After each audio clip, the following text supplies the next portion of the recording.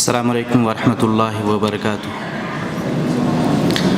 الحمد للہ رب العالمین والصلاة والسلام علی اشرف الانبیاء والمرسلین نبینا محمد وعلی آلہ وصحبہ اجمعین، اما بعد فاعوذ باللہ من الشیطان الرجیم۔ لقد کان لکم فی رسول اللہ اسوۃ حسنہ، وقال النبی صلی اللہ علیہ وسلم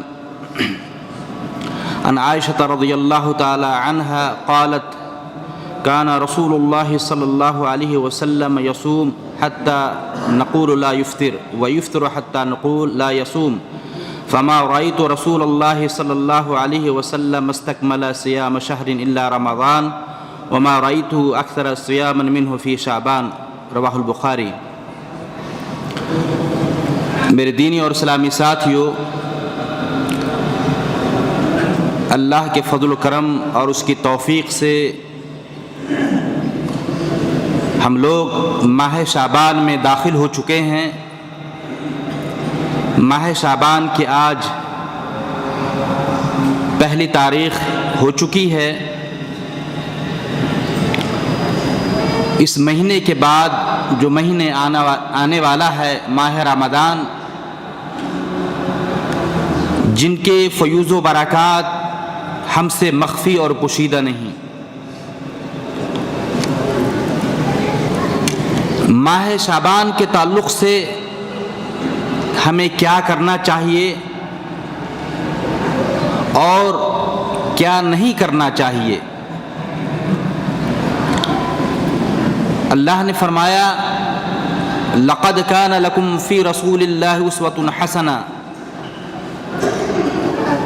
ہمیں ہر صورت میں اسوہ رسول کو اپنے سامنے رکھیں، نبی کی سیرت کو مقدم کریں،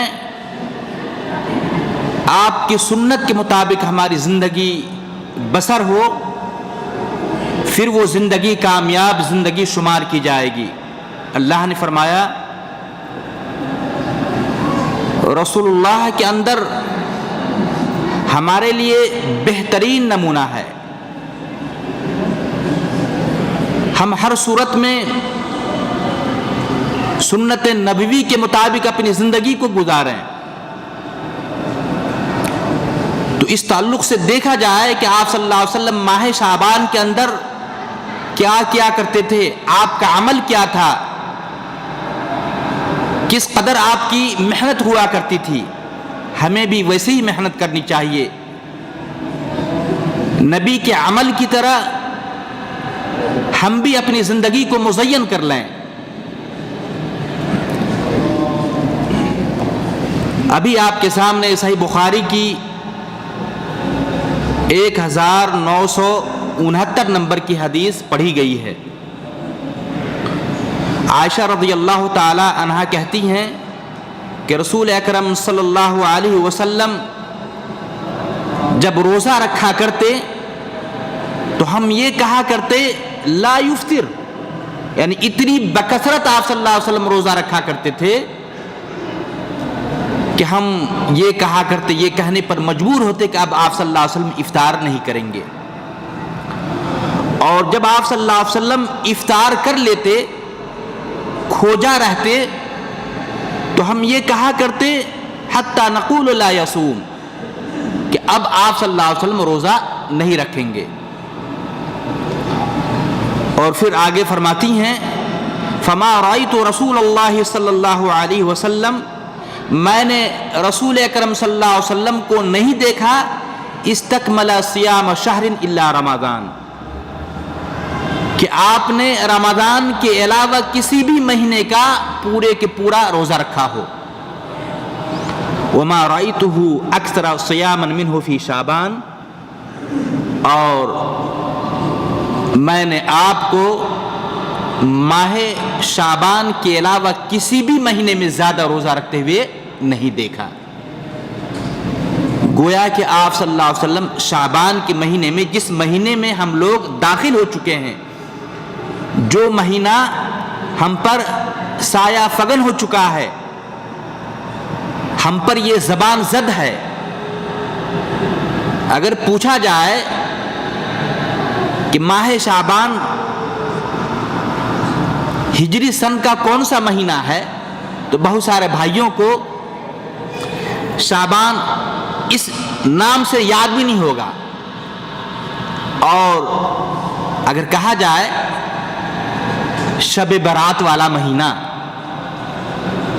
تو اکثر لوگ جانتے ہیں کہ ہاں رمضان سے پہلے جو مہینہ آتا ہے وہ شب برات والا مہینہ ہے، برات والی رات۔ میرے بھائی، اس طرح لوگ ماہ شعبان کو شب برات سے موسوم کرتے ہیں، اور اکثر لوگ شعبان کے علاوہ شب برات ہی کو جانتے ہیں، عوام الناس۔ میرے بھائی، تو آپ نے دیکھا کہ اس مہینے کے حوالے سے آپ کا عمل کیا رہا کہ آپ صلی اللہ علیہ وسلم ماہ شعبان کا بکثرت زیادہ سے زیادہ روزہ رکھا کرتے تھے، اور ہونا بھی چاہیے، چونکہ آنے والا جو مہینہ ہے ماہ رمضان، جس کی تیاری ہمیں اسی مہینے سے ہونی چاہیے۔ مقدمہ کے طور پر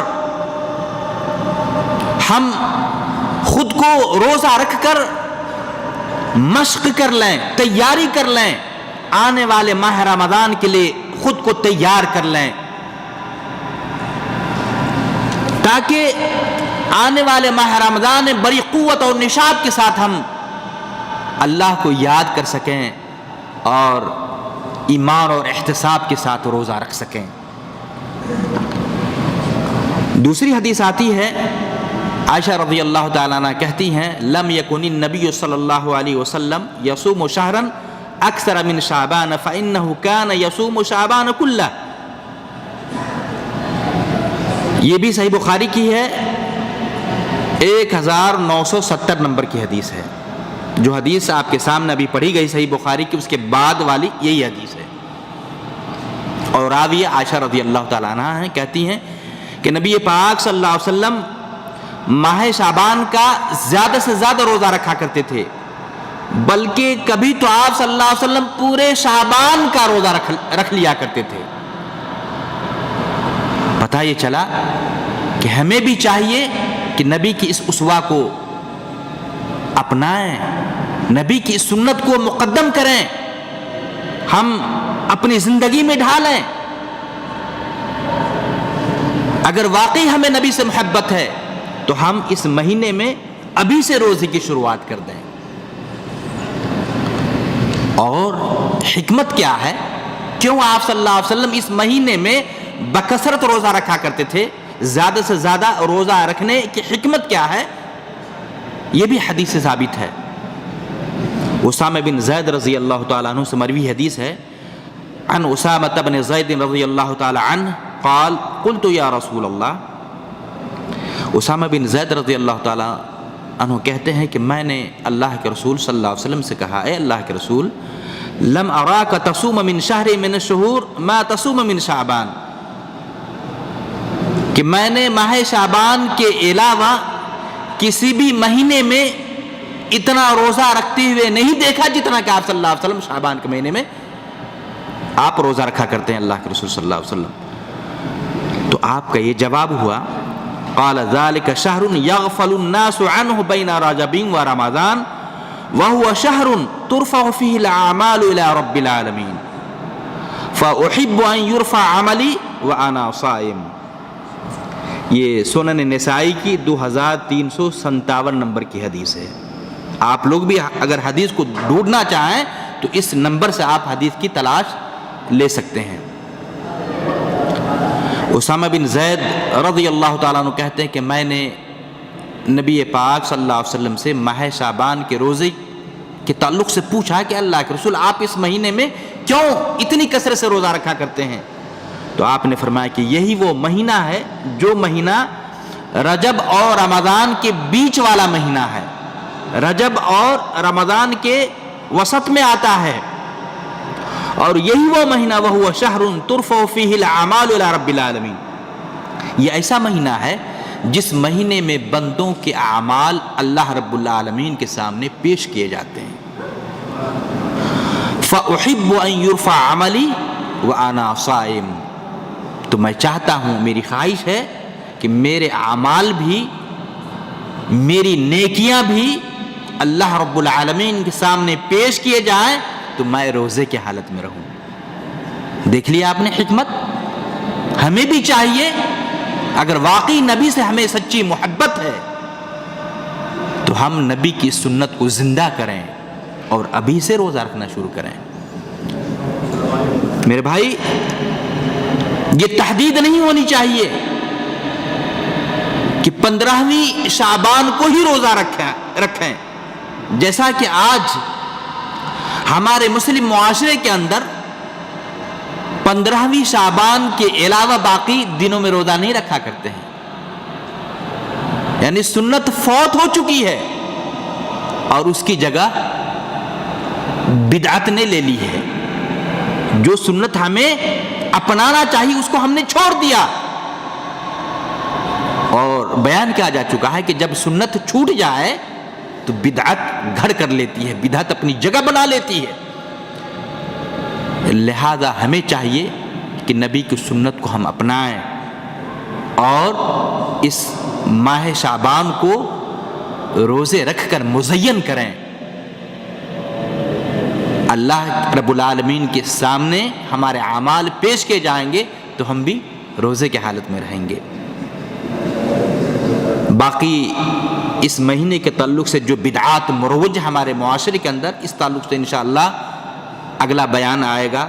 اللہ سے دعا ہے کہ اللہ تعالی ہم تمام مسلمان بھائیوں کو سنت کے مطابق ماہ شعبان میں روزہ رکھنے کی ہمیں توفیق عطا فرمائے۔ آمین۔ وآخر دعوانا ان الحمد للہ رب العالمین۔